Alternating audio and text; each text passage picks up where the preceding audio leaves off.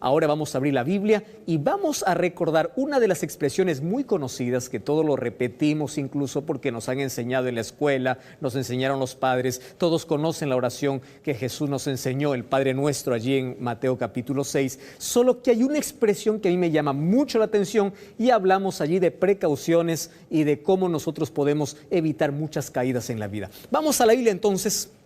¿Me acompañas? Vamos al libro de San Mateo capítulo 6, versículo 13. De paso, el Padre Nuestro tiene 6 pedidos, 6 peticiones.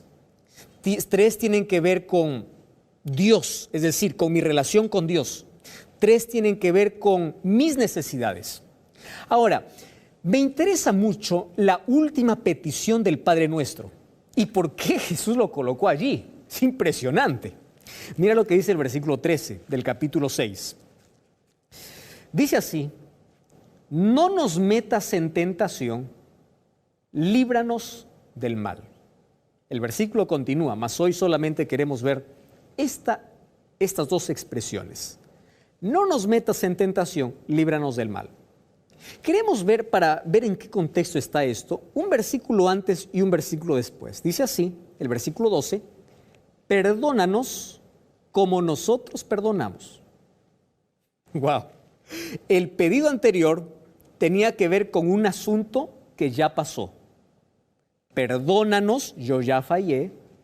Perdónanos como yo perdoné, es decir, es ya un hecho que ya se realizó. Solo que este último pedido que se hace en el Padre Nuestro no está ni en el pasado ni en el presente, sino es una petición a futuro. Es impresionante. Allí dice, no nos metas. Está hablando en un tiempo futuro. ¿Sabes que cuando yo era niño, empecé a aprender algunos párrafos de la Biblia y me llamó mucho la atención de todo el Padre Nuestro y de cada expresión que Jesús aquí mencionó en Mateo capítulo 6, la expresión que más me llamó la atención es esta. Y yo quedaba pensando allí como niño y decía, ¿cómo funciona este asunto? ¿Es que Dios nos mete en tentación? Es más o menos como una prueba que toma el profesor y dice, bueno, ya te preparé o ya estás preparado, ya te enseñé, ahora examen. ¿Será que así funciona? Y de pronto allí Dios dice, a ver, vamos a tomarle un examen, vamos a meterle en tentación, vamos a ver si supera la prueba. Porque aquí el texto dice, no nos metas en tentación, no nos metas en tentación. ¿De qué está hablando? ¿Sabes que esto me costó entender mucho? Porque aquí hay 2 peticiones juntas y tiene una relación estrecha la una de la otra. No nos metas en tentación, líbranos del mal. Quiere decir, para ser libre del mal, uno hay que evitar la tentación o uno hay que superar la tentación. Librarse del mal solo es consecuencia de no ceder a la tentación. Así que el pedido más fuerte es aquí, no nos metas en tentación. ¿Qué es una tentación? Y luego vamos a responder la pregunta si es Dios quien tienta.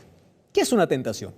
Yo traté de poder allí buscar una definición más exacta para el mensaje de hoy. Y me encantó esta. Quiero que prestes atención. Dice, tentación es una instigación a hacer algo malo. Y esto me dejó preocupado. Instigación a hacer algo malo. Y allí dice, no nos metas en tentación. Quiere decir que Dios te instiga a hacer algo malo. ¿Cómo es esto? Si la tentación es una instigación a hacer algo malo, ¿será que Dios te impulsa para que tú hagas lo malo? Bueno, mejor vamos a responder esto con la Biblia. ¿Te parece? Me encanta esto. Vamos a Santiago capítulo 1. Santiago capítulo 1. Vamos a leer a partir del versículo 12. El versículo 12 comienza diciendo, feliz es la persona, el varón, que soporta la tentación. Es decir, las tentaciones son parte de la vida. ¿Correcto? Feliz es la persona que soporta, que supera, porque allí dice, cuando haya resistido la prueba, recibirá la corona de vida. Como que la tentación es parte de un examen. como que es un peldaño que subir. Resistes una y viene una más fuerte, y viene una más fuerte, y cada vez que vence la tentación, tú no solamente tienes el sabor de victoria, sino que vas escalando. Así dice, porque cuando haya resistido, recibirá la corona de vida que Dios ha prometido a quienes lo aman. El versículo 13 explica Santiago. Gracias a Dios por esta explicación. Dice así: cuando alguien es tentado, no diga que es tentado de parte de Dios. Wow, aquí está la respuesta, ¿verdad? La oración dice: no nos metas en tentación. Alguien que lee superficialmente diría: Dios te instiga para que hagas algo así. No, aquí dice: no pienses que Dios está tentando. Sino dice: Dios no puede ser tentado por el mal, pero tampoco tienta a alguien. Es decir, no impulsa que alguien haga el mal. Versículo 14. Cada uno es tentado de acuerdo a su propia concupiscencia. ¿Qué significa concupiscencia? Deseo, inclinación. Es decir, cada uno es tentado de acuerdo a su deseo. Es atraído y es seducido. Y allí sigue mencionando. Mira, si la tentación no viene de parte de Dios, ¿cómo nosotros entonces debemos entender la expresión de Mateo 6, no nos metas en tentación? La manera como nosotros tenemos que ver aquí en el Padre Nuestro es: no permitas que ceda a la tentación. Porque la tentación va a existir. Antes de caer, uno primero es tentado. No permitas que ceda. Es decir, una persona es tentada en esta vida por el tentador. Estoy redundando. No estoy redundando. Y hay un solo tentador, y es el diablo. Y el diablo conoce cuál es tu deseo.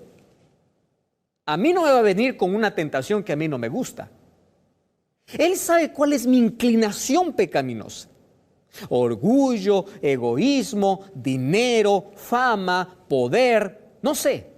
Él conoce la tentación de cada uno. Promiscuidad, sexo, etc. Y él sabe que por ese punto débil, él puede tentarte y tú puedes ceder. Me gusta la definición de la palabra concupiscencia dado por un diccionario. Aquí lo entiendo mejor. Dice: concupiscencia es el apetito de los bienes terrenales en general, específicamente o especialmente el deseo de los placeres sensuales. ¡Wow! ¿Y sabes qué cosa es lo que me preocupa de todo esto? Es que el diablo es un seductor y es un cazador profesional. Él sabe que al ratón le gusta el queso y pone el queso. Él sabe por dónde atacar o cómo tentarte.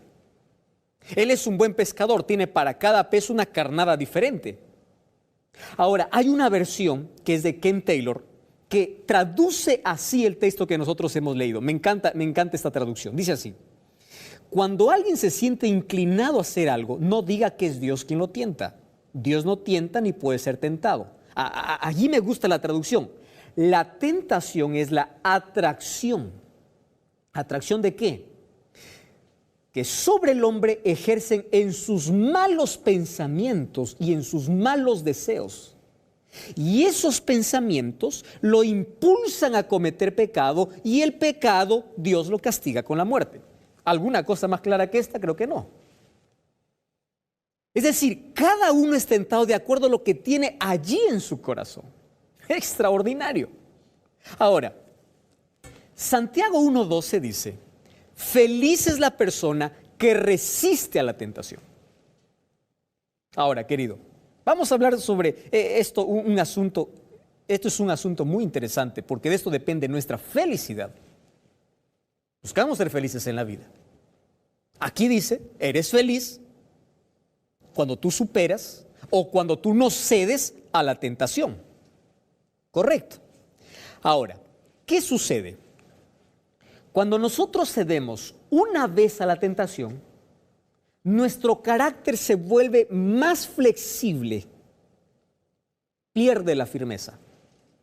Más o menos como cuando un carpintero empieza a trabajar y empieza a dar martillazos, ¿verdad?, ahí en el clavo, y el clavo se dobla. Saca el clavo, chanca el clavo, lo endereza. Pero si el clavo se dobla otra vez, el clavo tiende a quebrarse. ¿Estás entendiendo lo que quiero decirte? Cuando nosotros estamos siendo tentados y nos doblamos una vez, ¿sí? Nos doblamos, puede que nos enderecemos. Pero al doblarse una vez, puede ser que la próxima vez que querramos enderezarnos, nos quebremos. Es por eso que la oración dice, no nos metas, no permitas que yo caiga, no permitas que yo ceda. El problema está en mis deseos, está en mi pensamiento, está en mi corazón. Y Dios conoce tus inclinaciones y tus deseos, y el diablo también conoce eso. Entonces dice, pide a Dios poder a través del Espíritu Santo para enfrentar, para vencer y para decir, yo subí un peldaño más, tengo un carácter más firme. Cada vez que tú enfrentes la tentación, tú tienes que decir, esta es la oportunidad o para doblarme como el clavo o para ser firme en mi carácter. ¿Qué te parece? Pero esto no es una cosa tan simple, ¿verdad? No es una cosa tan sencilla. Porque si somos tentados de acuerdo a nuestros deseos, entonces es fácil que nos podamos doblar. ¿Cómo Jesús venció la tentación? Porque Jesús fue tentado. Jesús fue tentado de la misma manera como Adán y Eva lo fue. ¿Por qué uno perdió y el otro ganó? ¿Quién tenía más ventajas para ceder? ¿Adán o Jesús? Claro que Jesús, pero no cedió. Adán no conocía el pecado, pero cedió. Jesús vino a tomar nuestra naturaleza humana ya con 2000 años de pecado. Ahora mira lo que sucede. En el jardín del Edén, Satanás ofrece una fruta, ¿verdad?, que Dios había prohibido. Apetito. La primera tentación allá en el desierto, ¿qué cosa fue? Di que estas piedras se conviertan en pan. ¿A dónde atacó? Al apetito. Satanás quiso tener la victoria por segunda vez. Ahora mira la desventaja de escenario. Uno estaba feliz en un huerto, en un jardín. Jesús estaba ayunando 40 días en el desierto. ¿Quién tenía más facilidad de ceder? ¿Adán y Eva, que tenían todo y estaban comiendo todos los días? ¿O Jesús, que estaba con hambre? Jesús tenía todas para perder, pero Jesús fue victorioso. ¿Por qué? Y aquí me enseña el secreto para vencer la tentación. Tú sabes que cada tentación Jesús lo venció así. Escrito está. ¡Wow! ¿Qué significa? Que en su corazón, en sus pensamientos, ¿qué cosa estaba? La palabra de Dios. Tú quieres ser fuerte, quieres ser firme, apégate a la Biblia. Lee la Biblia. Ora más. Mientras más leas la Biblia, tus pensamientos se clarifican. Tu camino se limpia. Salmo 119 dice, ¿con qué limpiará el joven su camino? Guardando tu palabra. Y el siguiente versículo dice, en mi corazón he guardado tu palabra para no pecar. Es decir, para pecar primero hay que tener que ceder a la tentación. Es decir, yo no cedí a la tentación, yo no pequé. ¿Por qué? Porque tu palabra está en mi corazón. Gloria a Dios por eso. Ahora sabes, por lo menos hay 5 pasos en una tentación. Te voy a explicar de manera breve. Que Satanás lo usa. Es un proceso para hacernos caer. Mira, el primer paso para la tentación se llama atención. Quiere decir que el diablo le gusta presentar su mercadería y para esto usa los ojos. Mira, los sentidos son los atacados cada vez que nosotros somos tentados. Los sentidos, por eso, cuida tus ojos. Hay una canción incluso para niños, ¿verdad? Cuidado lo que ves, cuidado lo que escuchas, cuidado lo que tocas, cuidado lo que gustas. Cuidado, porque por allí entra la tentación. Cuando se fue Adán, ¿por dónde le tentó? Dice, el árbol era bueno. Dios les había dicho, no te acerques, pero ella dijo, ¿cuál es el problema? Se acercó, miró, atención. ¿Recuerdas de David? David un día estaba allí en su balcón y de pronto vio una mujer desnuda bañándose. ¿Por dónde fue atacado? Por los ojos. Atención. Ahora, si ambos hubiesen solamente mirado, no hubiesen pecado. Pero una vez que capta tu atención, va al segundo paso que llama consideración. Consideración significa, yo me detengo, a pesar de que sé que está mal, yo me detengo. Wow. Y uno sabe que está mal, pero cuando tú empiezas a considerar, allí es donde el diablo ya empieza a colocarte la escalera para que tú puedas bajar.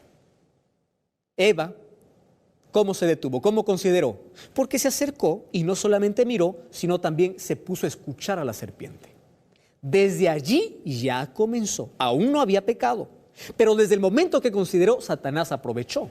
En el caso de David, ¿qué cosa hizo? David pudo haberse ido en ese rato adentro, ahí a su cuarto, pero él no, continuó, él empezó a considerar, él sabía que estaba mal, pero se quedó allí.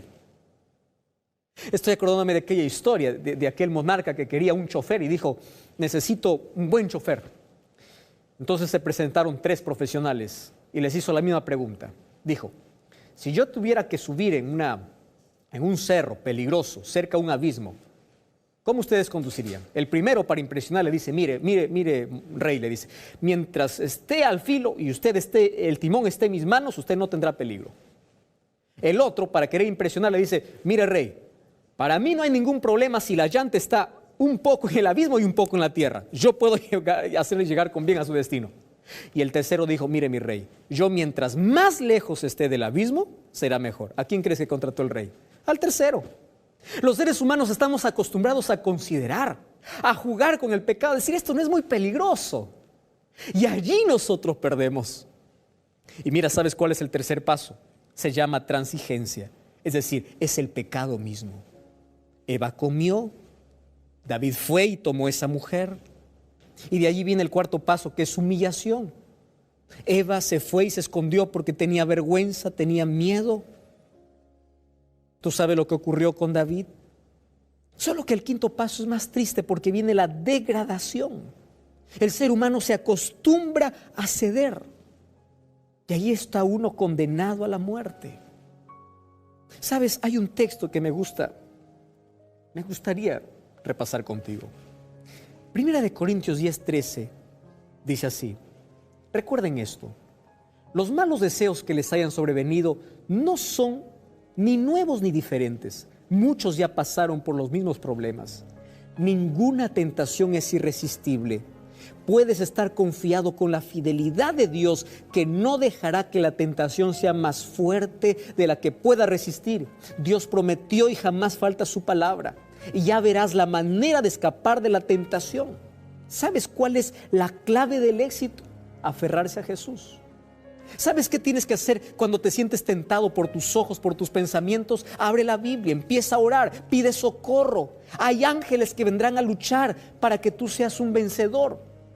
Pero un consejo más, ante la tentación no se considera, ante la tentación se huye. ¿Sabes lo que hizo José? José, cuando fue tentado por una mujer, él huyó. Si David hubiese corrido,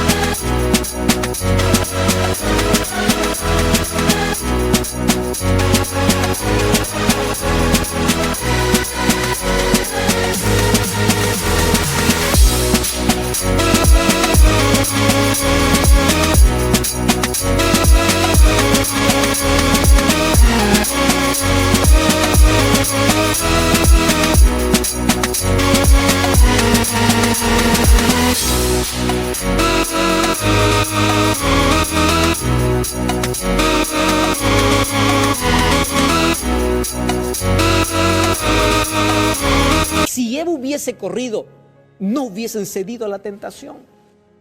Ahora, querido, a mí me gustaría solamente dejarte aquí un texto que es impresionante. Mira lo que dice. En su gran amor, Dios procura desarrollar en nosotros la gracia preciosa de su Espíritu. Y Él permite que encontremos obstáculos, persecuciones, pero no como maldición, sino como la bendición más grande de nuestra vida. Y aquí está el texto interesante. Cada tentación resistida, cada aflicción sobrellevada valientemente nos da una nueva experiencia y nos hace progresar en esta tarea linda de poder edificar nuestro carácter. ¿Estás siendo tentado? ¿Estás cediendo a la tentación? Hay tantas personas que me escriben todas las semanas. Pastor, ¿qué hago? Caigo una y otra vez. Le digo, evita el lugar. Sal de ese lugar donde caes.